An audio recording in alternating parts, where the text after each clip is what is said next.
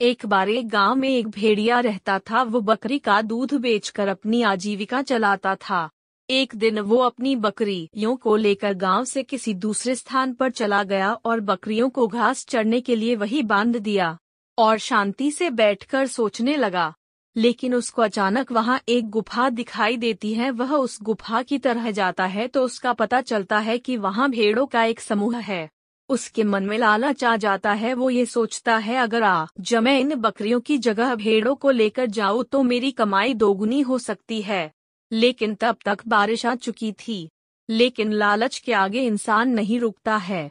उसने बारिश की चिंता न करते हुए घास काटना शुरू कर दिया और जब घास का एक गट्ठर उसने बांध लिया तो वो उस गुफा की तरफ चला गया और थोड़ी थोड़ी घास उन भेड़ों की मात्रा को डालने लगा।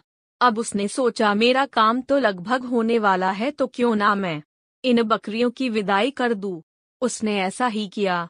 एक एक करके उसने बकरियों को खूंटे से खोल दिया। धीरे धीरे सभी बकरियों का वहां से पलायन हो गया, यानी कि बकरियां वहां से गायब हो चुकी थी। वो गुफा के अंदर वापस जाता है।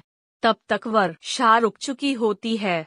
वो भेड़ों को बांधने की कोशिश करता है लेकिन भेड़ें धीरे धीरे करके वहां से दूसरी दिशा की ओर जाती हुई नजर आती है। उसने उनको रोकने की बहुत कोशिश की लेकिन वो उनको नहीं संभाल पाया क्योंकि भेड़ों की संख्या काफी ज्यादा थी। उसको बहुत गुस्सा आ रहा था क्योंकि अब उसकी सभी बकरी या भी छूमंतर हो चुकी थी। वो जाती हुई भेड़ों को बोलता है कि तुमने मेरे साथ धोखा किया है। मैंने तुम्हारे लिए बारिश में भीगकर घास काटी और प्यार से खिलाई, फिर भी तुम चली गई। अब वो सोचने लगा कि गलती तो मेरी ही है, जो मेरे मन में लालच आया।